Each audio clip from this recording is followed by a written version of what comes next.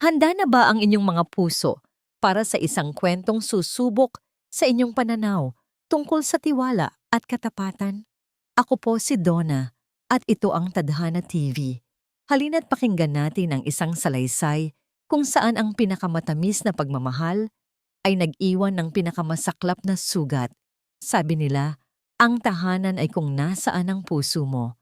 Pero paano kung ang mismong mga taong pinagkatiwalaan mo ng iyong puso ang siya palang sisira sa tahanang binuo mo? Ito ang kwento ni Althea. Ninakawan mo ang sarili nating kumpanya, Althea. Natawa si Althea. Isang maikling, naguguluhang tawa, itinabi niya ang mga papeles na binabasa at tumingin sa kanyang matalik na kaibigan. Jasmine, ano bang joke yan? Hindi magandang biro. Pero hindi nakangiti si Jasmine. Seryoso ang mukha nito, malamig ang mga mata. Isang klase ng tingin na hindi pa kailanman nakita ni Althea mula sa kanya sa loob ng 15 taon nilang pagkakaibigan. Hindi ako nagbibiro, mariing sabi ni Jasmine. Pumasok sa isip ni Althea ang lahat. Si Jasmine, ang kapatid niya sa ibang ina, ang saksi sa kasal niya, ang ninang ng kaisa-isa niyang anak, ang kasama niyang bumuo ng Tadhana Corporation mula sa isang pangarap lamang. Jasmine, stop it! Nakakatakot ka, sabi ni Althea. Nawawala na ang nangiti sa kanyang mga labi. Bumukas ang pinto ng kanyang opisina. Pumasok si Dante, ang kanyang asawa. Agad na gumaan ang pakiramdam ni Althea. Narito na ang kakampi niya, ang kanyang panangga. Dante, thank God you're here.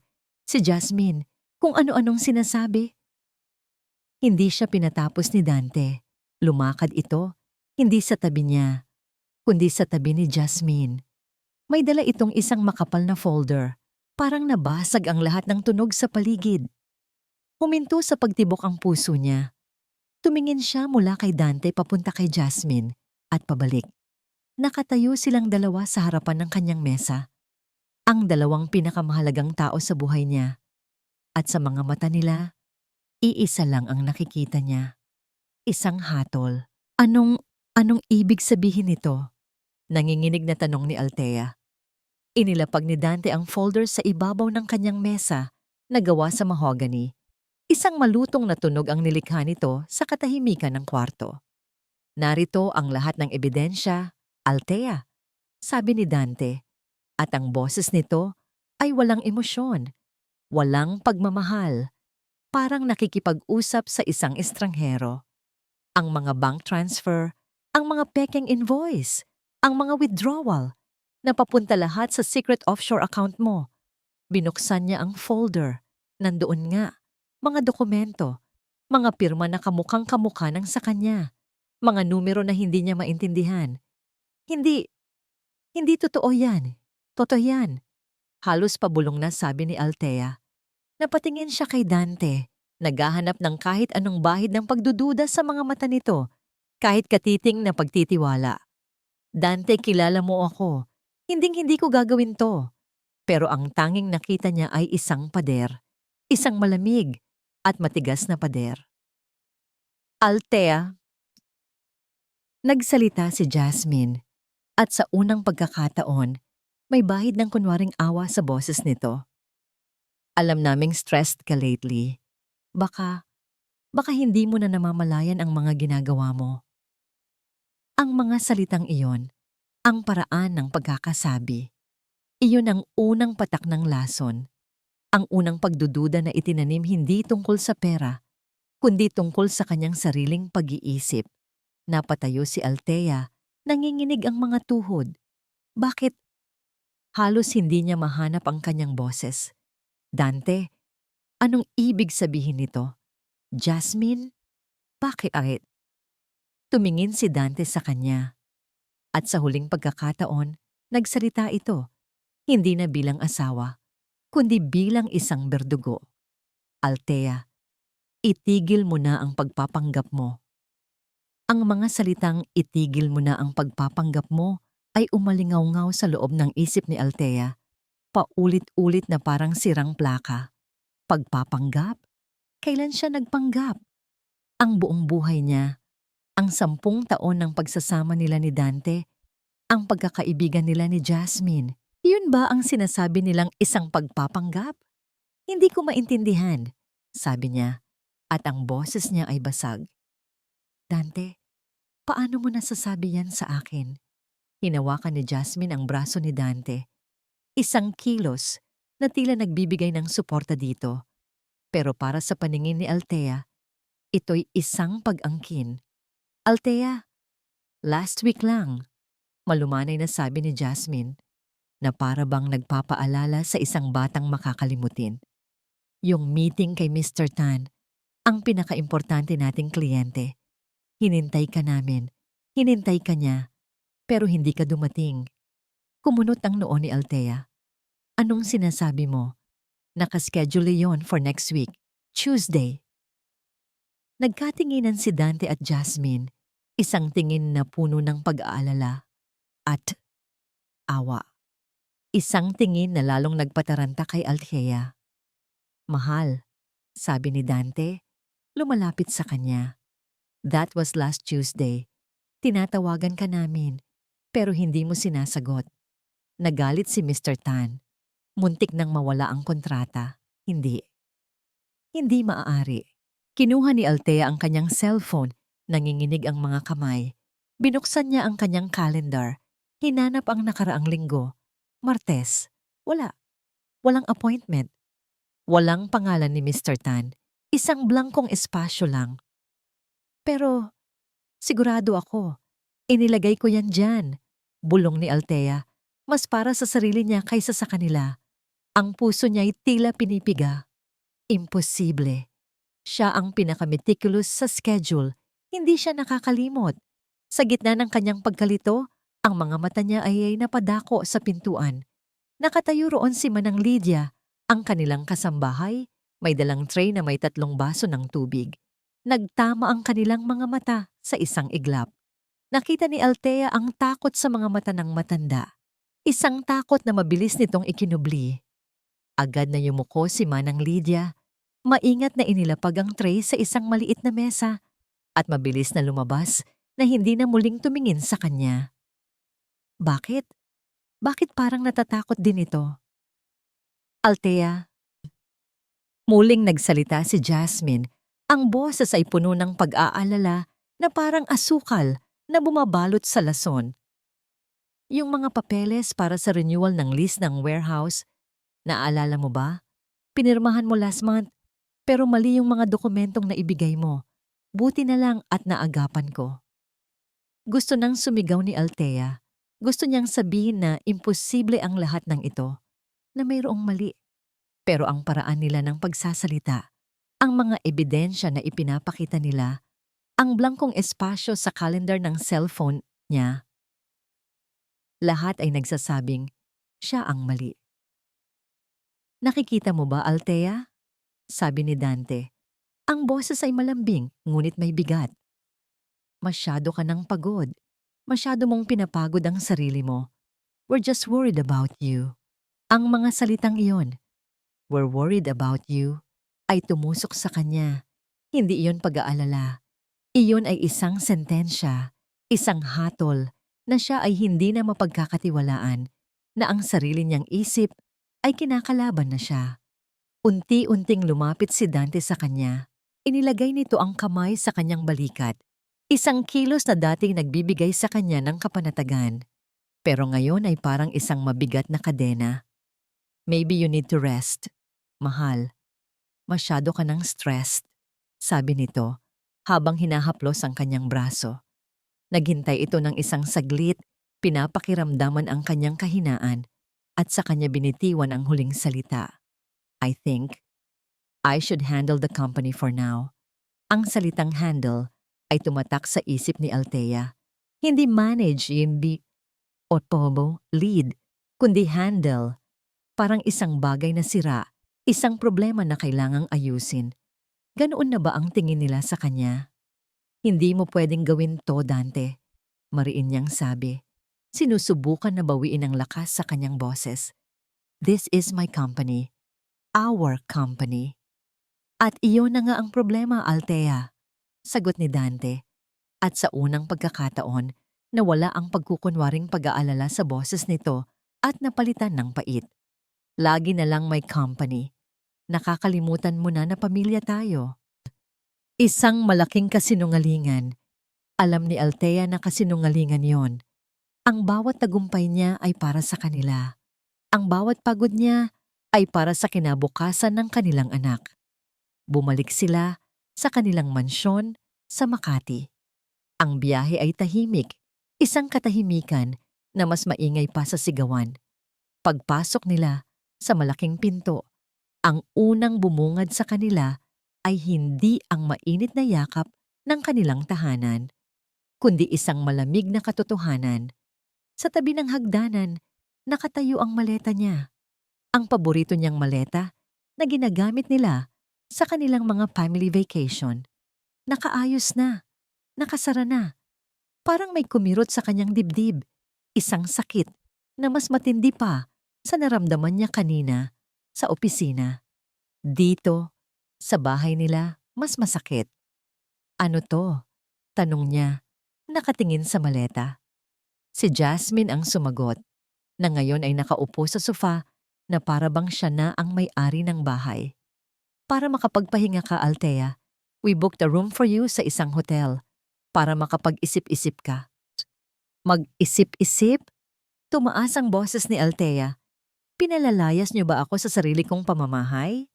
We are not kicking you out, sabi ni Dante, papalapit sa kanya. Ipinakita nito ang isang papel. The doctor said you need to de-stress. Masyadong maraming pressure dito. It's making you unstable. Doctor? Anong doktor? Hindi siya nagpunta sa kahit sinong doktor.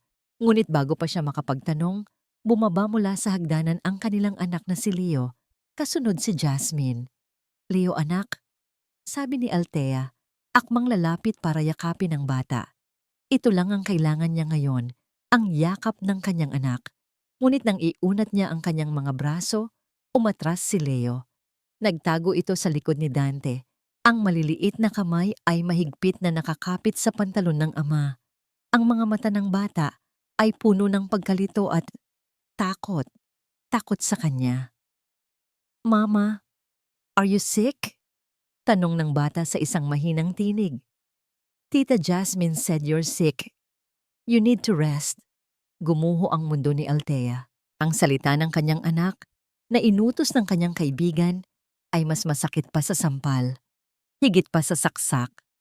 Ito ay isang lason na diretsong tumama sa kanyang puso bilang isang ina.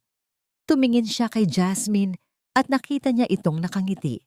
Isang napakaliit, halos hindi makita, ngunit matagumpay na ngiti. Umalis ka muna, Althea, sabi ni Dante. Ang boses ay pinal na. Para sa kapakanan mo, para sa kapakanan ni Leo. Wala nang natirang lakas si Althea para lumaban. Paano ka lalaban kung ang sandata na gamit nila laban sa'yo ay ang sarili mong anak? Habang walang awa siyang ginagabayan ni Dante palabas ng pinto, dumaan sa tabi nila si Manang Lydia, nagmamadaling pumasok sa kusina. Sa pagdaan nito, naramdaman niyang may dumampi sa bulsa ng kanyang coat. Isang mabilis na dampi, hindi niya ito pinansin. Masyadong manhid ang kanyang katawan at isip, isang malakas na kalabog. Iyon ang tunog ng pagsara ng pinto sa kanyang likuran. Ang tunog ng pagsara ng kanyang buhay. At kasabay ng pagsara ng pinto, nagsimulang pumatak ang ulan. Maliliit na patak na unti-unting lumakas. Nakatayo si Althea sa labas ng sarili niyang bahay, katabi ang kanyang maleta, habang binabasa ng malamig na ulan ang kanyang mukha na puno na ng luha. Walang direksyon ang kanyang mga paa. Naglakad lang siya nang naglakad sa ilalim ng buhos ng ulan. Ang ingay ng mga sasakyan at ang ilaw ng mga poste ay nagsasanib sa kanyang paningin na puno ng luha. Bawat hakbang ay mas mabigat. Ang lamig ng ulan ay tumatagos na sa kanyang buto. Pero mas nanunuot ang lamig sa loob ng kanyang dibdib. Wala na siyang pamilya, wala na siyang kaibigan, wala na siyang tahanan. Sa gitna ng kanyang kawalan ng pag-asa, napasok niya ang kamay sa bulsa ng kanyang coat para maghanap ng init. At doon, Naramdaman niya ang isang maliit at basang papel. Ang papel mula kay Manang Lydia. Bigla siyang napahinto. Dahan-dahan niyang kinuha yon. Lukot-lukot na at halos mabura na ang tinta, pero nababasa pa rin. Isang address. Isang address sa isang lugar na hindi pamilyar sa kanya. Malayo sa kinang at karangyaan ng Makati. Wala na siyang ibang mapupuntahan. Pinara niya ang unang taxi na dumaan. Ibinigay niya ang address sa driver at umandar sila palayo sa buhay na winasak ng mga taong pinagkatiwalaan niya. Huminto ang taxi sa tapat ng isang maliit na karinderya. Ang pangalan sa itaas ay Silungan ni Aling Sedes. Mula sa salamin nitong bintana, kitang-kita ang init sa loob. Ang usok mula sa mainit na sabaw, ang iilang taong kumakain ng payapa, ang liwanag na kulay dilaw na nagbibigay ng pakiramdam ng kapayapaan. Nag-aalangan siyang pumasok. Ang kanyang damit na pang-opisina, kahit basa at gusot, ay halatang hindi nababagay sa lugar. Ngunit ang lamig sa labas ay nagtulak sa kanya papasok. Pagbukas niya ng pinto, isang amoy ng nilagang baka at sinigang ang sumalubong sa kanya. Isang matandang babae na nakasuot ng apron ang lumingon mula sa likod ng counter. Ngumiti ito. "Pasok na, Ineng. Umuulan pa," sabi nito. Umupo si Althea sa isang bakanting mesa sa sulok, yakap-yakap ang sarili. Hindi siya umorder.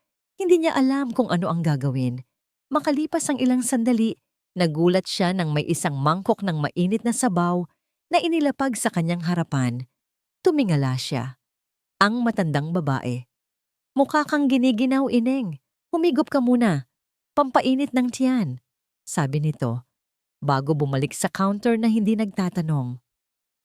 Hinawakan ni Althea ang mainit na mangkok at sa simpleng gesto na yon, sa kabaitan ng isang estranghero, bumigay ang huling pader na pumipigil sa kanyang mga luha. Humagulgol siya, tahimik pero puno ng sakit. "Althea?" Isang boses mula sa kanyang likuran, isang pamilyar na boses mula sa nakaraan. Dahan-ahan siyang lumingon. Nakita niya ang isang lalaki, nakatayo. Hawak ang sarili nitong plato. Si Marco. Ang dati niyang kaklase sa law school, ang scholar ng bayan na minsan ay tinulungan ng kanyang ama. "Marco," bulong niya. Nagmamadaling lumapit si Marco. Puno ng pag-aalala ang muka. "Anong nangyari sa'yo? Bakit ka?" Napatingin ito sa kanyang itsura, sa kanyang mga luha, at naupo ito sa tapat niya. At doon, sa harap ng isang halos nakalimutan ng kaibigan, sa loob ng isang maliit na karinderya, ibinuhos ni Althea ang lahat. Ang mga akusasyon, ang pagtataksil ni Jasmine, ang panlalamig ni Dante, ang pag-agaw sa kanyang anak, ang pagpapalayas sa kanya. Bawat salita ay may kasamang patak ng luha. Nakikinig lang si Marco. Hindi siya nagsalita. Ngunit habang tumatagal, ang pag-aalala sa mukha nito ay napapalitan ng galit. Isang kontroladong galit na nakikita sa pag-igting ng kanyang panga at sa pagkuyom ng kanyang mga kamao sa ilalim ng mesa. Nang matapos si Althea, ang tanging nasabi niya ay, "Wala na akong alam na gagawin." Tinitigan siya ni Marco at sa mga mata nito, nakita ni Althea ang isang bagay na matagal na niyang hindi nakita mula sa iba. Paniniwala. "May utang na loob ang pamilya ko sa inyo, Althea," mahinang sabi ni Marco. Hinding-hindi ko iyon makakalimutan. Hinawakan nito ang kamay ni Althea na nanginginig pa rin. "This is not just a family problem," maring sabi ni Marco. At ang bawat salita ay may bigat at determinasyon.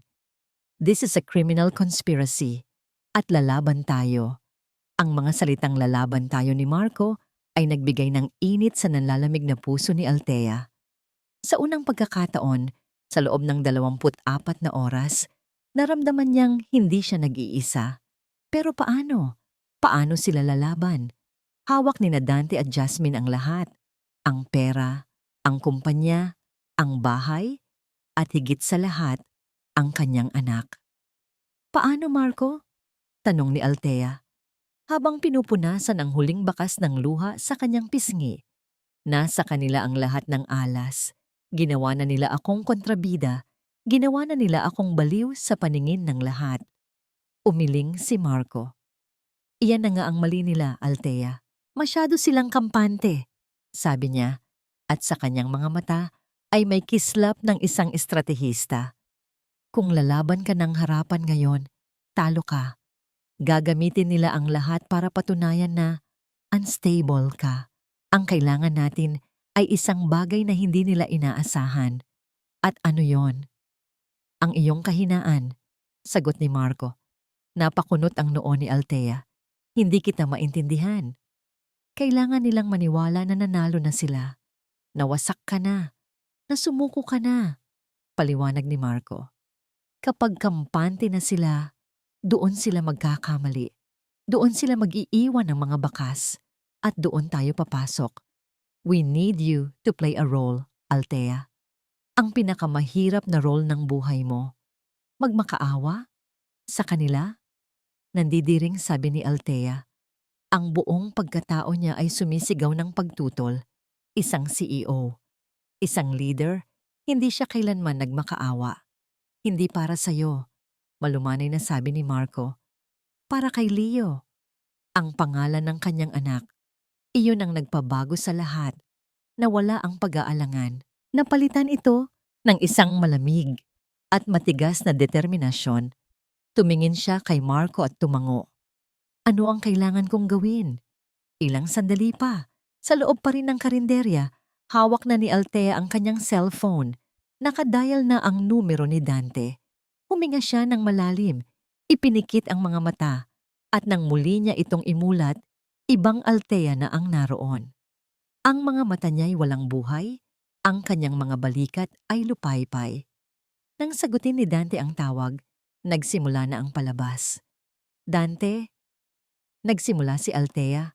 Ang boses niya ay garalgal at puno ng pagsisisi. Sorry. Sorry sa lahat. Sa kabilang linya narinig niya ang pag-ungol ni Dante, isang tunog ng pagkainis. Althea, ano na naman tato? Hindi. Pakinggan mo ako please. Pagmamakaawa niya. Habang sinasabi niya ito, ang mga mata niya ay nakatingin ng diretso kay Marco. Ang mga mata niya ay hindi umiiyak. Ang mga ito ay matalas, nakikipag-usap. Itinuro niya ang kalendaryo sa pader at gumawa ng senyas na nagsusulat. Naintindihan ni Marco. Alamin ang schedule nila. Kasalanan ko lahat. Pagod lang ako. Hindi ko na alam ang ginagawa ko. Patuloy ni Althea sa kanyang pag-iyak sa telepono. Narinig niya ang boses ni Jasmine sa background. What is she saying? She's breaking down. Sagot ni Dante, may halong pagmamalaki sa boses. Sinasabi ko na sa'yo. Okay. Okay, I accept it. Sabi ni Althea. Tama kayo. Kailangan kong magpahinga. Payag na ako na ikaw muna ang mag-handle ng lahat. Habang umiiyak, itinaas niya ang kanyang kamay at nag-thumbs up kay Marco. Isang senyales na kumagat na sila sa pain. Sa kabilang linya, sa loob ng mansyon, ngumisi si Dante. Tumingin siya kay Jasmine. See? She's done. Good, sabi ni Jasmine. Ngunit meron pa siyang isang naisip. Dante, para sigurado tayo, lalo na para sa safety ni Leo, magpalagay tayo ng additional CCTV cameras sa buong bahay. Sa sala, sa kusina, kahit sa labas ng kwarto ni Manang Lydia. Nakinig si Dante sa huling paghikbi ni Althea sa telepono. Ang boses niya ay puno ng pagkainis ng isang taong ayaw nang maabala. Sige na, magpahinga ka na lang, sabi niya. Ako na ang bahala sa lahat. Ibinaba niya ang tawag nang hindi man lang nagpapaalam. Tumingin siya kay Jasmine at ngumisi. Isang ngisi ng isang taong sigurado na sa kanyang tagumpay. Sa isang maliit na apartment na pansamantalang inupahan ni Marco, naglalakad pabalik-balik si Althea. Ang maskara ng kahinaan ay wala na. Ang natira ay ang purong enerhiya ng isang CEO na nagpaplano ng kanyang susunod na hakbang. CCTV cameras, sabi niya, halos para sa sarili. Jasmine is smart. She's not just celebrating. She's securing her position. Kinokontrol niya ang bawat galaw sa loob ng bahay. Ibig sabihin, mas delikado para sa ating kontak sa loob, sabi ni Marco, na nakaupo sa harap ng kanyang laptop. Si Manang Lydia, pagpapatuloy ni Althea. Siya lang ang mata at tenga natin sa loob. Pero kung may kamera sa labas ng kwarto niya, hindi na siya pwedeng tumawag. Kailangan nilang kumilos ng mabilis bago pa man mailagay ang mga bagong kamera. Binili ni Marco ang isang mumurahing burner phone, isang teleponong hindi matutunton pabalik sa kanila. Gamit yon, tinawagan ni Althea ang landline ng kusina sa oras na alam niyang si Manang Lydia lang ang naroroon. Nang marinig niya ang boses ng matanda, nagsalita siya ng mabilis at pabulong. "Manang, si Althea to. Huwag kang mag-ingay, may kailangan ako." Sa kabilang linya, narinig ni Althea ang takot sa paghinga ng matanda. "Ma'am, delikado po." "Alam ko, Manang, pero kailangan ko ng tulong mo. Para kay Leo," sabi ni Althea, ginagamit ang tanging salita na alam niyang magpapalakas ng loob ng matanda. "Kailangan ko ng kahit anong ebidensya, isang sulat, isang dokumento, kahit ano na magpapatunay na may masama silang motibo." Nagkaroon ng mahabang katahimikan. Narinig ni Althea ang panginginig sa boses ni Manang Lydia nang ito'y muling magsalita. May nakita po ako. Sa kwarto ni Ma'am Jasmine, isang notebook, isang diary. Kaya mo bang kunan ng litrato, Manang? Kahit isang pahina lang. "Susubukan ko po, ma'am. Pero i-text mo sa numerong ito. Pagkatapos, burahin mo agad ang lahat. Ang picture, ang message, ang numero ko sa call log. Manang, mag-iingat ka." Ang sumunod na oras ay ang pinakamahabang oras sa buhay ni Althea. Bawat minuto ay parang isang taon. Bawat tunog ng cellphone ay nagpapatayo ng kanyang balahibo. Sa loob ng mansyon, nanginginig ang mga kamay ni Manang Lydia. Hinintay niyang umalis sina Dante at Jasmine para dalhin si Leo sa parke. Dahan-dahan siyang pumasok sa guest room na ngayon ay naging kwarto na ni Jasmine. Ang amoy ng mamahaling pabango nito ay tila nakakasakal. Mabilis niyang nakita ang diary sa ibabaw ng bedside table. Binuklat niya ito. Ang mga pahina ay puno ng sulat kamay ni Jasmine. Mga sulat tungkol sa mga party, sa mga shopping trip, at kay Althea. Lagi na lang si Althea. Althea the great CEO. Althea the perfect wife. Nakakasawa na. Ang hindi nila alam, ako ang mas magaling. Ako dapat ang nasa posisyon niya. At malapit na. Malapit na malapit na. Nanginig si Manang Lydia sa kanyang nabasa. Ito na. Ito ang kailangan nila. Kinuha niya ang kanyang luma at gasgas ng cellphone at kinuna ng litrato ang pahina. Ang kanyang mga daliri ay halos hindi na makapindot sa sobrang kaba. Isinend niya ang litrato sa numerong ibinigay ni Althea. Pagka-send niya, sinunod niya ang utos. Binura ang litrato, binura ang message, binura ang call log. Paglingon niya, halos mapatalon siya sa gulat. "Manang Lydia, anong ginagawa niyo rito?" Si Jasmine. Nakatayo ito sa may pintuan, nakakunot ang noo. Mas maaga itong umuwi. Sa sobrang taranta, nabitawan ni Manang Lydia ang kanyang cellphone. Isang malakas na kalabog ang umalingaw-ngaw nang bumagsak ito sa sahig na gawa sa matigas na kahoy. Sa apartment, biglang tumunog ang cellphone ni Althea. Isang message notification. Pagbukas niya, bumungad sa kanya ang isang malinaw na litrato ng isang pahina ng diary. Ang puso niya ay lumundag sa galak. "Nakuha natin, Marco. Nakuha natin." Ngunit ang galak ay agad na palitan ng kaba. Sinubukan niyang tawagan muli ang burner phone ni Manang Lydia. Hindi na ito sumasagot. "May nangyari," kinakabahang sabi ni Althea. "Marco, nahuli kaya siya?" Wala tayong magagawa sa ngayon, kundi maghintay at mag-ingat, sabi ni Marco. Sinusubukang pakalmahin si Althea, kahit na siya man ay nababahala. Ang mahalaga, hawak na natin ang unang patunay ng motibo. Ito na ang simula. Althea. Alam ni Althea na tama si Marco. Kailangan nilang gamitin ang momentum na ito. Ang susunod na hakbang ay hindi na pagkuha ng ebidensya, kundi pagkuha ng kakampi. Isang kakampi na nasa loob mismo ng pamilya ng kalaban, ang biyenan niya. Si Doña Elvira, isang babaeng istrikto, tradisyonal, at higit sa lahat ayaw sa kanya. Para kay Doña Elvira, si Althea ang dahilan kung bakit hindi naging abogado ang anak nitong si Dante at mas piniling magtrabaho sa ilalim ng asawa. Ngunit alam ni Althea ang kahinaan nito. Ang nag-iisang apo, si Leo, linggo ng umaga. Alam ni Althea na hindi kailanman lumiliban sa misa si Doña Elvira sa simbahan malapit sa kanilang village. Sa tulong ni Marco, nagabang sila. Hindi para harapin ito, kundi para magkaroon ng isang aksidenteng pagkikita. Paglabas ni Doña Elvira mula sa simbahan, kasama ang kanyang mga amiga, nagkataon namang naglalakad si Althea sa kabilang kalsada. Lumingon siya at nagkunwaring nagulat nang makita ang biyenan. "Mama," tawag ni Althea. Ang boses ay mahina at puno ng lungkot. Tumaas ang kilay ni Doña Elvira. Ang mga amiga nito ay nagbulungan.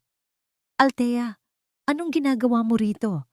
Akala ko ba'y nagpapahinga ka?" Hindi sumagot si Althea sa tanong. Sa halip, ginamit niya ang kanyang kahinaan. "Wala po. Gusto ko lang sanang makita si Leo. Kahit saglit lang, namimiss ko na po siya ng sobra." Hindi niya siniraan si Dante. Hindi niya binanggit si Jasmine. Nagpakita lang siya ng purong pananabik ng isang ina. Nakita niya ang pagbabago sa mukha ng biyenan. Nawala ang pagkamuhi, napalitan ng bahagyang awa. "Balita ko po, medyo masasakitin daw po siya ngayon." Dagdag ni Althea, ang boses ay nanginginig. "Nag-aalala lang po ako. Baka hindi siya hiyayang sa bagong taga-alaga." Ang mga salitang yon ay tumama sa target. Para kay Doña Elvira, walang sino man ang mas magaling mag-alaga sa apo niya, kundi ang tunay nitong ina. "Maayos naman ang apo ko," matigas na sabi ni Doña Elvira. Ngunit may buto ng pagdududa na naitanim na. Naalala niya na sa huling dalaw niya, may ubo nga si Leo. Naalala rin niya na nitong mga nakaraang linggo, kapag tumatawag siya, si Jasmine ang laging sumasagot at sinasabing busy si Dante. At naalala niya ang mga bagong branded na bag ni Jasmine na nakita niya sa sala. Saan galing ang pera para doon? "Sige po, Mama. Aalis na po ako." Malungkot na, sabi ni Althea. Bago siya tumalikod, may inabot siya. Isang maliit na puting scarf na gawa sa lana. "Pakibigay na lang po kay Leo. Ako po ang gumawa niyan. Para po hindi siya lamigin, Mama." Kinuha ni Doña Elvira ang scarf. Malambot, mainit, gawa ng isang ina. Umalis si Althea nang hindi na lumingon. Hindi niya nakita, pero alam niyang nangyari. Ang kanyang biyenan ay nakatayo pa rin doon. Hawak-hawak ang scarf at sa mukha nito ay mababasa ang isang bagong damdamin, pagtataka. Nang gabing iyon, umuwi si Doña Elvira sa bahay ni Dante para sorpresahin ang apo niya. Hindi niya nakita si Dante. Ang naabutan niya ay si Jasmine, nanonood ng TV, habang si Leo ay nag-iisa sa kanyang playpen. At nang makita niya ang kanyang apo, napansin niya ang isang bagay. May kaunting pasa ito sa braso. "Anong nangyari dyan?" tanong niya kay Jasmine. "Ah, yan po ba, tita?" Kampanteng sagot ni Jasmine, hindi man lang inaalis ang tingin sa TV. "Nadapa lang po yan kanina. Alam niyo naman po, malikot." Ngunit pag-uwi niya, nang makita niya ang galit sa mukha ng kanyang biyenan, habang papasok ito sa bahay, naramdaman niya ang isang matinding takot. Gabi na sa maliit na apartment, ngunit walang sino man ang natutulog. Ang tanging liwanag ay mula sa screen ng laptop ni Marco. at ang hangin ay pununo ng amoy ng matapang na kape. Kasama nila si Mang Tonyo, ang dati nilang accountant na may utang na loob din sa pamilya ni Althea. Matapos siyang tanggalin ni Dante sa pwesto, nang walang dahilan, agad siyang pumayag na tulungan si Althea ng lihim. Gamit ang isang secure connection, makikita natin ang internal servers ng Tadhana Corp. Bulong ni Marco, ang kanyang mga daliri ay mabilis na gumagalaw sa keyboard. Mang Tonyo, kailangan ko ang mga mata nyo. Kayo ang kabisado sa pasikot-sikot ng accounting department. Tumango si Mang Tonyo. Ang kanyang salamin sa mata ay nasa dulo na ng kanyang ilong sa sobrang pagkatutok. Ilang minuto silang tahimik na nag-scroll sa mga spreadsheet at mga financial report. Para kay Althea, ang mga numero ay tila isang dagat ng kalituhan. Ngunit para kay Mang Tonyo, ang bawat numero ay nagsasabi ng isang kwento. Bigla, napahinto si Mang Tonyo. May mali dito, Sir Marco. Itinuro niya ang isang serye ng mga maliliit na transaksyon na nakatago sa ilalim ng miscellaneous office expenses. Mga halagang hindi kapansin-pansin kung nag-iisa, ngunit kapag pinagsama-sama ay bumubuo ng isang malaking kwarta.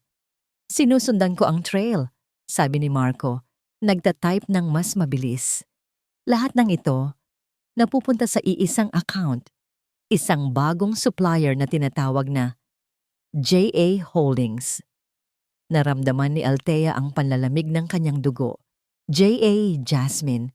Sa isang click, binuksan ni Marco ang mga detalye ng JA Holdings. Isa itong shell corporation. Walang opisina, walang empleyado. At ang nag-iisang pangalan sa registration documents, Jasmine Acosta. Ang nakita nila ay higit pa sa simpleng pagnanakaw. Ito ay isang sistematikong pag-ubos sa yaman ng kumpanya.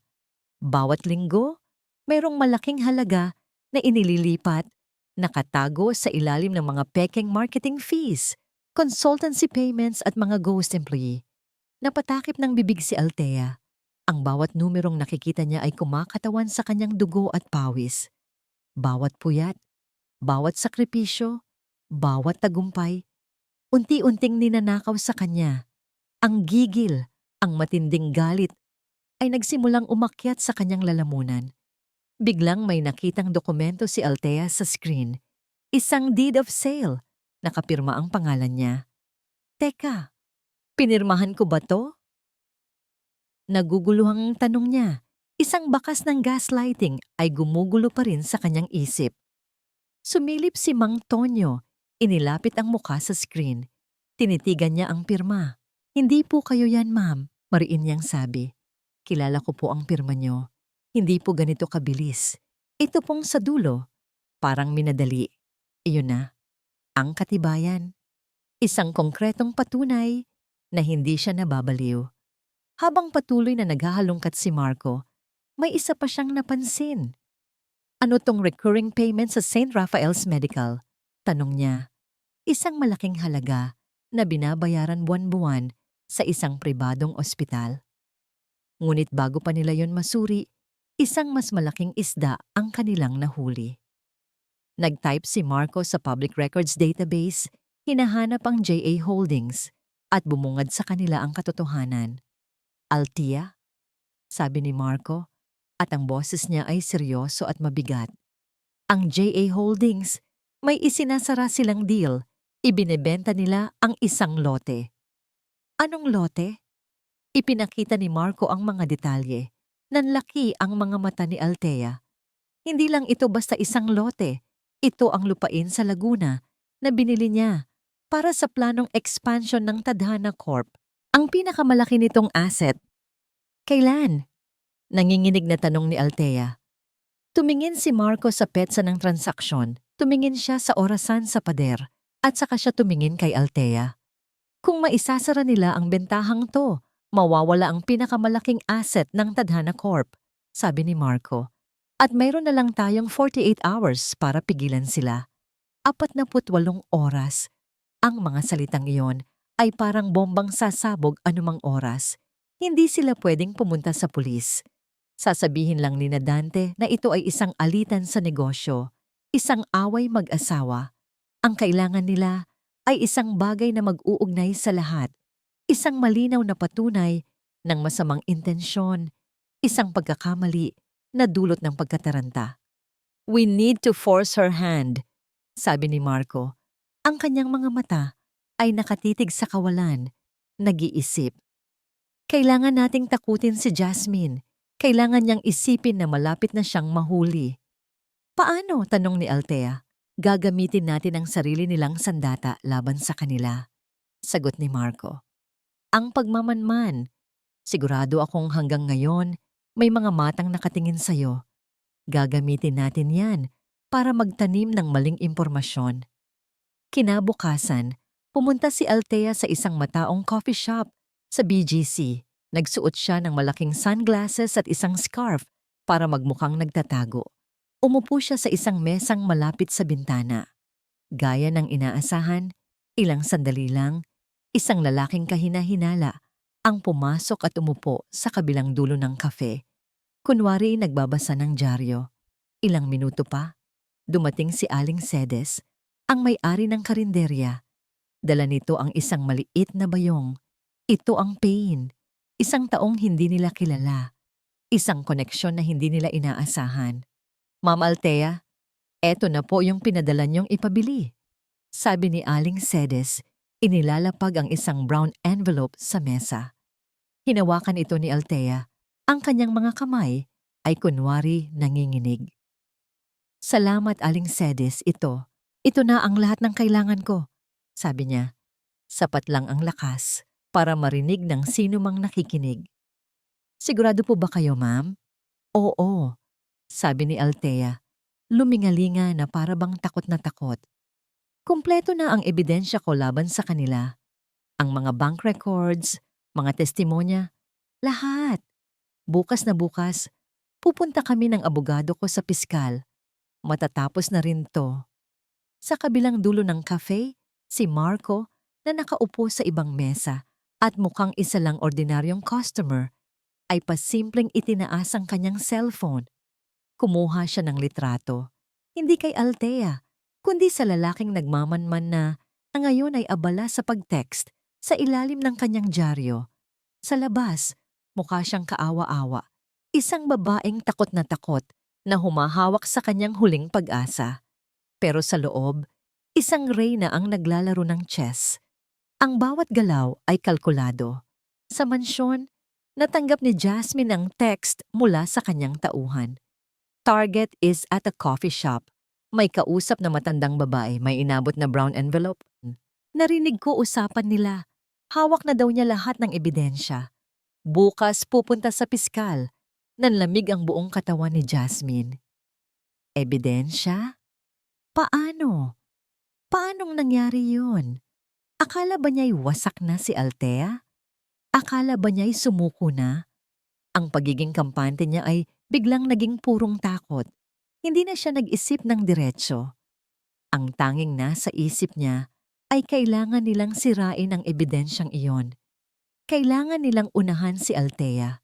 Kinuha niya ang kanyang telepono, ang kanyang mga daliri ay nanginginig sa galit at kaba. Dinial niya ang numero ni Dante. Nang sumagot ito, hindi na niya napigilan ang pagsigaw. "She knows! Alam na niya ang lahat. We need to speed things up." Ang sigaw ni Jasmine sa telepono ay umalingaw-ngaw sa buong opisina ni Dante.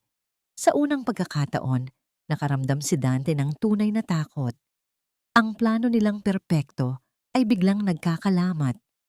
"Anong ibig mong sabihin na alam na niya?" Ganting sigaw ni Dante. "Paano niya nalaman?" "Hindi ko alam. Hindi na yan mahalaga," sagot ni Jasmine. Ang boses ay malapit ng maging hysterical. "Ang mahalaga, kailangan nating bilisan ang pagbebenta ng lupa sa Laguna. Tawagan mo ang buyer. Sabihin mo, we'll give them a bigger discount kung babayaran nila in cash bukas na bukas." Sa kabilang dako ng mansyon, sa may pasilyo sa itaas, narinig ni Doña Elvira ang bawat salita. Kadarating lang niya para dalawin ang apo. Ngunit napahinto siya sa tapat ng pintong bahagyang nakabukas. Ang sigawan, ang pagbanggit sa pangalan ni Althea, ang pagbebenta ng lupa. Nang marinig niya ang mga iyon, bigla niyang naalala ang scarf na ibinigay ni Althea. Ang lungkot sa mga mata nito, ang pasa sa braso ng kanyang apo, ang mga bagong bag ni Jasmine. Lahat ng maliliit na piraso ng palaisipan ay biglang nag-ugnay-ugnay. Dahan-dahan siyang lumakad palayo sa pinto. Ang puso niya ay kumakabog ng malakas. Pumasok siya sa silid ni Leo. Nakita niya ang apo na naglalaro mag-isa, habang ang yaya nito ay abala sa cellphone. Mas lalo siyang nakaramdam ng galit. Pag-alis ng yaya, lumapit siya sa apo. "Leo, apo," malambing niyang sabi. "Yung gamot na pinapainom sa'yo ni Tita Jasmine mo, masarap ba?" Umiling ang bata. "It tastes yucky, Lola. It makes me sleepy." Parang sinaksak ang puso ni Doña Elvira. Ginamit nila ang apo niya. Ginamit nila ang inosenteng bata sa kanilang masamang plano. Ang pagmamahal niya sa kanyang anak ay malaki. Ngunit ang pagmamahal niya sa kanyang apo, sa dugo ng kanyang dugo, ay mas malaki pa. At sa sandaling iyon, pumili na siya. Kinuha niya ang kanyang telepono at lumabas sa hardin. Dinial niya ang isang numero mula sa isang calling card na matagal na niyang itinago.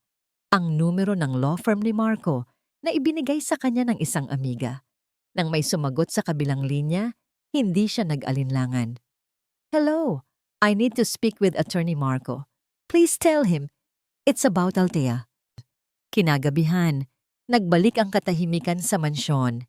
Si Jasmine at Dante, pagkatapos ng kanilang pag-aaway, ay nagkasundong kailangan nilang maging mas kalmado at mas tuso.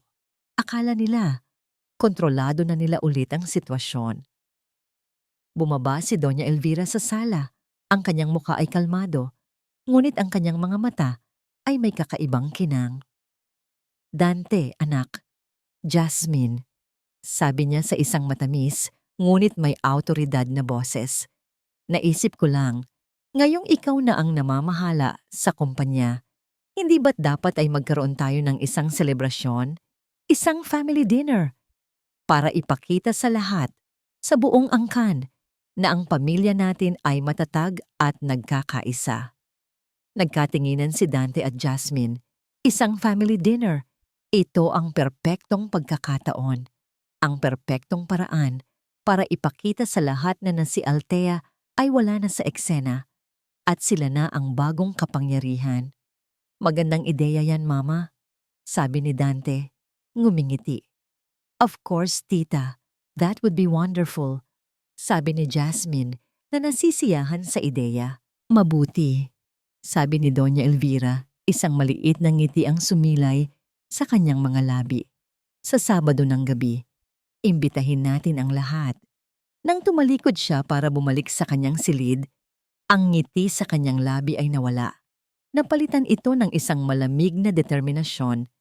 Ang family dinner na ito ay hindi magiging isang selebrasyon. Ito ang magiging entablado. Ang entablado para sa pagbagsak nila. Ang mga araw bago ang family dinner ay tila umaandar ng napakabagal, ngunit sa parehong pagkakataon, napakabilis. Bawat segundo ay mahalaga. Sa apartment ni Marco, ang lahat ay abala.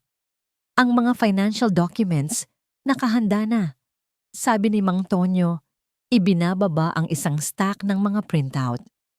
Mayroong mga bank statements na direkta ang connection kay Jasmine at mga ebidensya ng overpricing sa mga supplier na hawak ng JA Holdings. Ang affidavit ni Manang Lydia, sabi ni Marco, hawak ang isang papel. Handa na rin siyang magpatotoo. Nakuha ko na rin ang kopya ng kanyang phone na may text na galing kay Jasmine. Inutusan siyang magbura ng mga files sa computer ni Althea. Narinig din nila ang tungkol sa gamot na pinapainom kay Leo. Ipinakita ni Marco ang isang website tungkol sa statives. Ang mga side effects nito sa bata ay pagkakatulog, pagkalito, at irritability. Paliwanag niya. Lalo lang nitong patutunayan na sinadya nilang gawin kay Althea na magmukhang unstable. Si Althea, sa gitna ng lahat ng ito, ay kalmado. Ang kanyang mga mata ay matalas. Ang kanyang isip ay tumatakbo. Hindi na siya ang babaeng umiiyak sa ilalim ng ulan. Siya na ngayon ang general, nagbibigay ng mga huling utos bago ang laban. Marco, kailangan kong makakuha ng isa pang ebidensya, sabi niya. Ang mga recording mula sa CCTV. Mayroon tayong access sa network ng bahay. Nalaman ko mula sa isang contact na hindi nagbago ang password. Kung may camera sa labas ng kwarto ni Manang Lydia, malamang ay may recording ng pagpasok ni Jasmine. Agad na kumilos si Marco at hindi nga sila nagkamali. Sa loob ng ilang minuto, hawak na nila ang ebidensya. Isang maikling video clip. Makikita si Jasmine na nagmamadaling pumasok sa kwarto ni Manang Lydia pagkatapos niyang mag-text at makikita rin ang pagbagsak ng cellphone ni Manang Lydia. Ito na. Kumpleto na ang lahat. Nang gabing iyon, matapos nilang ayusin ang lahat ng kailangan, umalis si Althea sa apartment. Kinailangan niyang mag-isa. Pumunta siya sa isang tahimik na lugar, isang parke na may view ng cityscape. Umupo siya sa isang bench at kinuha ang kanyang phone. Nag-scroll siya sa kanyang gallery. Mga lumang larawan. Mga larawan ng kasal nila ni Dante. Mga larawan ng mga unang birthday ni Leo.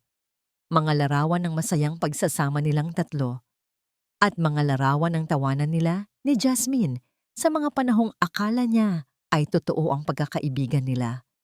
Hindi na niya naramdaman ang sakit na dati pumupuno sa kanya. Napalitan na iyon ng isang malalim na pag-unawa. Ang mga alaala ay hindi na niya kayang ibalik. Ang mga tao ay nagbago na. Ang kanyang mundo ay gumuho na.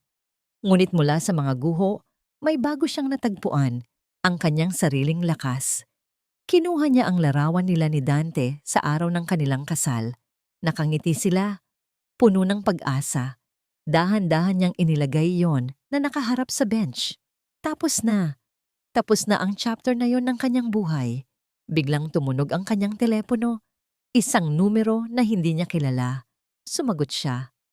Althea? Isang boses ng lalaki sa kabilang linya. Si Dante ito. Nagulat si Althea. Hindi na siya tinatawagan ni Dante. Naghintay siya. May nag-email sa'kin, sabi ni Dante. Ang boses niya ay may bahid ng takot. Mga screenshots, mga text messages mo sa'kin dati, kasama ang mga pictures ni Jasmine na may kasamang ibang lalaki. Nanlaki ang mga mata ni Althea. Sino ang nagpadala nito? Hindi niya alam ang tungkol dito. Anong ibig sabihin nito, Althea? May alam ka ba rito? Tanong ni Dante. Ang boses ay puno ng hinala. Wala akong alam sa sinasabi mo, Dante. Kalmado niyang sagot. Pero kung meron kang natanggap na ganyan, siguro may nagtatago ng katotohanan. Ibinaba ni Dante ang tawag. Napangisi si Althea. May bagong kalaban na gumagambala sa kanila. Sino kaya? Umuwi si Althea sa apartment ni Marco. Pumasok siya sa kwarto at tumayo sa harap ng salamin. Hawak niya ang isang pulang gown. Isang gown na regalo sa kanya ni Dante sa kanilang anniversary. Hindi niya pa nasusuot. Sinumulan niya itong isuot. Ang bawat tahi ay tila yumakap sa kanyang katawan. Tumayo siya ng tuwid. Sa salamin, hindi na siya ang babaeng balibalita, ang babaeng umiiyak. Nakita niya ang isang Althea na handang lumaban, ang isang reyna na handang bawiin ang kanyang trono, ang mansyon.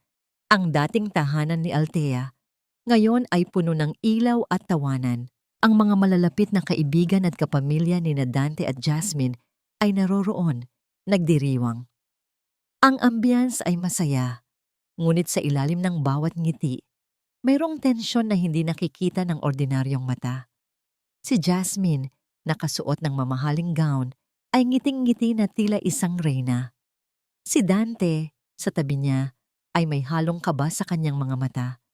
Pagkatapos ng tawag na natanggap niya kanina, sa isang sulok ng hardin, mayroong isang kakaibang presensya. Isang lalaking nakatayo, nakasuot ng itim na suit. Nakatingin ito nang diretso kay Jasmine. Pumasok si Doña Elvira sa sala, kasama si Leo. Nilapitan siya ni Jasmine. Tita, salamat po sa pag-organize nito. Ang ganda po ng party. Ngumiti si Doña Elvira, isang nangiting hindi umabot sa kanyang mga mata. Para sa pamilya natin, Jasmine. Biglang bumukas ang malaking pinto. Huminto ang lahat ng ingay. Pumasok si Althea. Ang kanyang suot ay ang pulang gown. Ang pula ay kulay ng kapangyarihan, ng galit, ng paghihiganti. Ngunit sa kanya, ito ay naging kulay ng katatagan. Ang kanyang buhok ay nakatali ng maayos. Ang kanyang makeup ay simple ngunit elegant. Ang kanyang mga mata ay hindi na nagpapakita ng takot o lungkot. Ang mga ito ay matalim, puno ng apoy.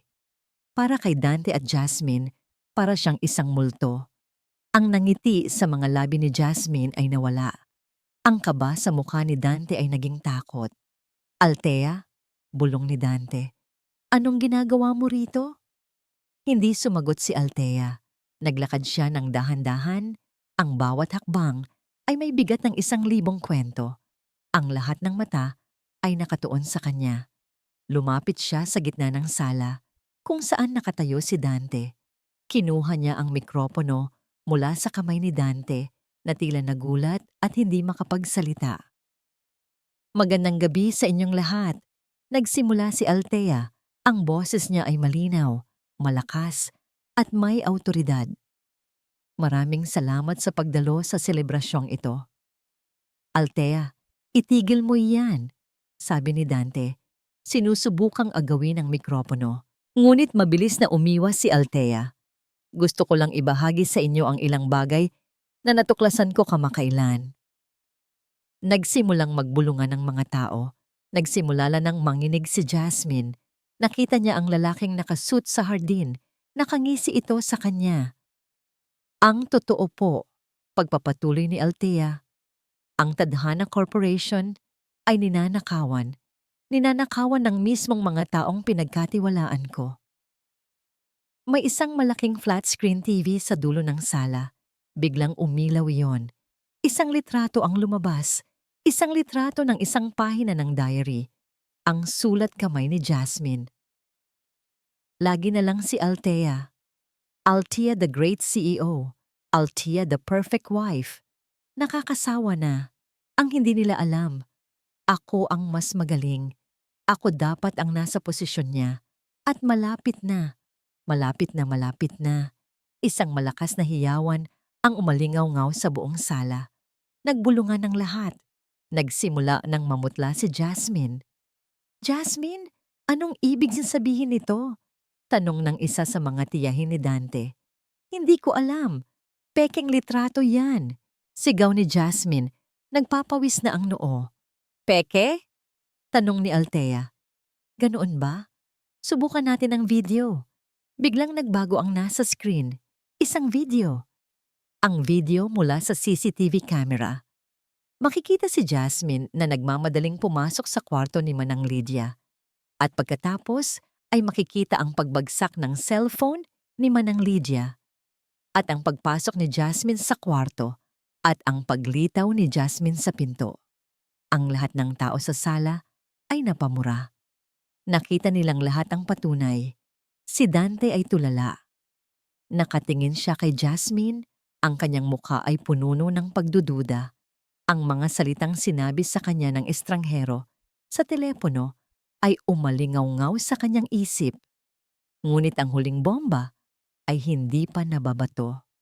At ito pa, sabi ni Althea, at sa pagkakataong ito, ang kanyang boses ay may halong lungkot at galit. Para sa iyo, Dante. Para sa iyong anak. Ang screen ay nagbago ulit. Isang video ng isang bata na naglalaro sa kanyang playpen, si Leo. At pagkatapos, pumasok si Jasmine at habang kinukuhanan ng video, makikita ang malinaw na pag-irit ng bata habang ito ay sinasakal. Isang video na kinunan sa loob mismo ng mansyon. At sa video na yon, makikita ang pag-irit ng bata habang ito ay sinasakal at sinisigawan ni Jasmine. Para itong isang kidlat na tumama sa gitna ng sala. Ang lahat ng tao ay napahinto. Dante, natalo na ang lahat sa kanya, ang kanyang asawa, ang kanyang kaibigan, ngayon, ang kanyang anak. Ang lahat ng mata ay nakatuon kay Dante at Jasmine. Ang lahat ay naghihintay. Ang huling hapunan ay nagsimula na. Isang malakas na ingay. Ang lahat ay nakahinga ng sabay-sabay sa pagkagulat at galit. Ang video clip ni Jasmine na nananakit kay Leo ay nagpatindi sa lahat ng damdamin sa silid. Si Jasmine ay tulala. Ang kanyang mukha ay puting-puti. Si Dante naman ay tila nawala ng sarili. Nakatingin sa screen na para bang hindi niya maintindihan ang kanyang nakikita. Anong ibig sabihin niyan? Isang boses mula sa pulutong ang nagtanong. Ibig sabihin, sabi ni Althea, ang boses ay ngayon ay malamig at puno ng kapangyarihan na ang aking anak ay ginamit bilang kasangkapan sa kanilang masamang balakin. Ginawa nilang magmukha akong baliw para maagaw sa akin ang aking karapatan bilang isang ina. Ang mga mata ng lahat ay napako kay Jasmine. Nagsimula itong manginig. Hindi totoo yan. Peking video yan. Dante, sabihin mo. Ngunit si Dante ay hindi makapagsalita. Ang mga imahe ng kanyang anak na sinasaktan ay nagpatigil sa kanyang mundo. Peke? Tanong ni Althea. Ganoon ba? Manang Lydia, maaari ka bang lumapit dito? Naglakad si Manang Lydia mula sa isang sulok ng silid. Ang kanyang mga kamay ay nanginginig, ngunit ang kanyang tindig ay matatag. Sa likod niya, sumunod si Mang Tonyo, dala ang isang folder ng mga dokumento. Manang, pakibahagi sa kanila ang iyong nalalaman, sabi ni Althea. Nagsimulang magsalita si Manang Lydia. Ang boses ay mahina sa simula, ngunit lumalakas habang siya ay nagpapatuloy. Nakita ko po ang lahat. Nakita ko kung paano nila pinilit si Ma'am Althea na pirmahan ang mga papeles. Nakita ko kung paano pinapalitan ni Ma'am Jasmine ang mga gamit ni Ma'am Althea para magmukha siyang makakalimutin. At nakita ko po kung paano tinuruan ni Ma'am Jasmine si Leo na matakot sa kanyang ina. At nakita ko rin po ang pagbabago ng pirma na ginawa ni Mang Tonyo sa mga dokumento. Nang ilahad ni Mang Tonyo ang mga financial report na may mga highlight ng mga maling transaksyon, nagpalipat-lipat ang tingin ng mga bisita mula sa kanya patungo kina Jasmine at Dante. Jasmine Acosta, sabi ni Mang Tonyo, ang nag-iisang may-ari ng JA Holdings, isang shell corporation na ginamit upang maglipat ng milyon-milyong piso mula sa Tadhana Corporation patungo sa kanilang mga personal na account. Narito ang mga bank statements na may direktang koneksyon at narito rin ang mga peking invoices na ginamit para itago ang mga transaksyon. Tuluyan ng gumuho ang maskara ni Dante at Jasmine. Si Jasmine ay nagsisigaw, nagpapaliwanag, ngunit walang sino man ang nakikinig. Si Dante ay nakayuko. Ang kanyang mga kamay ay nakatakip sa kanyang mukha. At saka, sa gitna ng kaguluhan, isang boses ang umalingaw-ngaw. Dante. Lumingon ang lahat. Si Doña Elvira. Ang matandang babae ay nakatayo ng tuwid. Ang kanyang mga mata ay matalim. Ang kanyang boses ay puno ng kapangyarihan at pagkadismaya. Narinig ko ang lahat, sabi ni Doña Elvira, diretsyong nakatingin sa kanyang anak. At nakita ko ang ginawa niyo sa apo ko. Ang gamot na pinapainom kay Leo para lang maging tahimik. Hindi ka namin pinalaki para maging isang halimaw, Dante. Ang mga salitang iyon, ang mga salita ng kanyang ina, iyon ang pinakamabigat na parusa. Hindi ang pera, hindi ang kumpanya, kundi ang pagkadismaya ng kanyang sariling ina. Ang hiya, ang matinding kahihiyan, ay bumalot kay Dante. Unti-unti siyang lumuhod sa harap ng kanyang ina. Ang kanyang mga balikat ay nanginginig. Mama, patawarin mo ako, bulong niya. Ngunit hindi tumugon si Doña Elvira. Lihim siyang sumenyas kay Althea. Dante, sabi ni Althea. Ang kanyang boses ay malakas.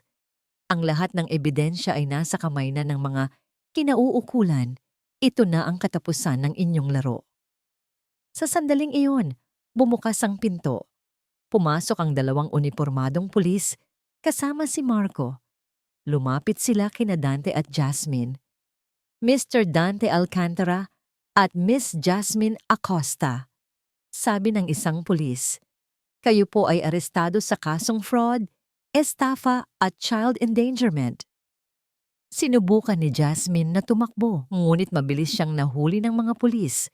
Nagsisigaw siya, nagpupumiglas, ngunit wala na siyang magawa. Si Dante, tulala, ay hinayaan lang ang mga pulis na pusasan siya. Habang iginagapang palabas si Dante at Jasmine, umalingaw-ngaw ang mga bulungan at galit na tingin ng mga bisita. Ito ang hiya na mas masakit pa sa anumang kulungan. Lumapit si Althea sa kanyang anak na si Leo, na ngayon ay tumatakbo patungo sa kanya. Yumakap siya ng mahigpit sa bata. Tapos na anak, bulong niya, hinahalikan ang ulo ng bata. Uuwi na tayo. 1 taon ang lumipas. Ang Tadhana Corporation ay muling sumigla, mas malakas at mas matatag kaysa kailanman. Sa ilalim ng pamamahala ni Althea, ang kumpanya ay hindi lamang lumago sa pinansyal, kundi pati na rin sa moral. Ang mga patakaran ay mas transparent at ang kapakanan ng mga empleyado ang sentro ng lahat ng desisyon.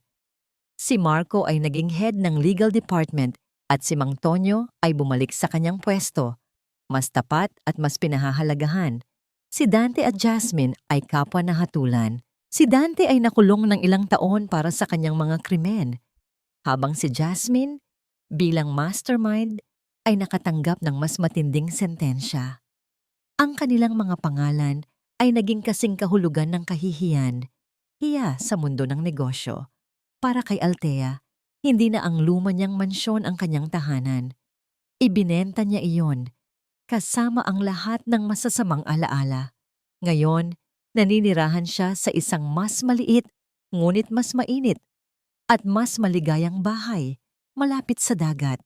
Ang mga pader ay puno ng mga larawan ni Leo, ng mga bago nilang alaala. Madalas silang dalawin ni Doña Elvira at ni Manang Lydia, na para bang tunay na pamilya. Isang hapon, nakaupo si Althea sa buhangin. Pinapanood si Leo na abala sa paggawa ng sandcastle. Ang araw ay unti-unting lumulubog, nagpipinta ng kulay kahel sa kalangitan. Mama, tingnan mo, ang laki na ng castle ko. Sigaw ni Leo, puno ng tuwa. Ngumiti si Althea. Ang kanyang anak ay bumalik na sa dati. Masigla, maligaya, at puno ng inosensya. Ang mga sugat ay naghilom na. Biglang isang malakas na alon ang humampas sa dalampasigan at tinangay ang sandcastle ni Leo. Napatakip sa bibig si Althea, nag-aalala na iiyak ang bata. Ngunit hindi. Tumingin si Leo sa nawasak niyang castle at saka tumingin sa kanya. Isang matamis na ngiti ang lumabas sa labi ng bata. It's okay, Mama, sabi ni Leo. We can build a new one. Mas maganda pa. Sa mga salitang yon, naramdaman ni Althea ang isang biglaang pagliliwanag. Ito na. Ito ang kapatawaran na hinahanap niya. Matagal siyang nagalit kay Dante. Matagal siyang nagkimkim ng puot kay Jasmine. Ngunit sa huli, ang pinakamalalim na galit ay para sa kanyang sarili. Galit dahil naging bulag siya. Galit dahil pinagkatiwalaan niya ang mga taong sumira sa kanya. Galit dahil pinahintulutan niya ang kanyang mundo na gumuho. Ngunit tulad ng sandcastle ni Leo, ang kanyang buhay ay nawasak. Ngunit ngayon ay may pagkakataon siyang bumuo ng bago. Isang mas maganda, isang mas matatag. Hindi niya kailangang patawarin sina Dante at Jasmine para maging malaya. Ang kailangan niya ay patawarin ang kanyang sarili. Patawarin ang kanyang sarili sa mga pagkakamali, sa mga pagkabulag, sa mga sugat na natamo. Tumingin siya sa malawak na dagat. Ang kanyang mga mata ay puno ng kapayapaan. Ang lahat ng bigat ay nawala. Ang kanyang puso ay gaan na gaan. Humakbang si Leo papalapit sa kanya at hinawakan ang kanyang kamay. Tara na mama, build tayo ng bagong castle. Tumayo si Althea at hinawakan ng mahigpit ang kamay ng kanyang anak. Oo, anak, sabi niya. Isang taos-pusong ngiti ang sumilay sa kanyang mga labi. Mas maganda pa. Ngayon, alam na natin kung paano. Sa paglubog ng araw, nagsimula silang bumuo ng panibagong castle sa isang bagong dalampasigan kasama ang isang bagong simula. Ang mga alaala ay naroon pa rin, ngunit hindi na bilang kadena, kundi bilang mga aral. Ang pag-asa ay muling sumibol at sa puso ni Althea, ang pagmamahal ay nanatiling wagas, mas matibay kaysa dati.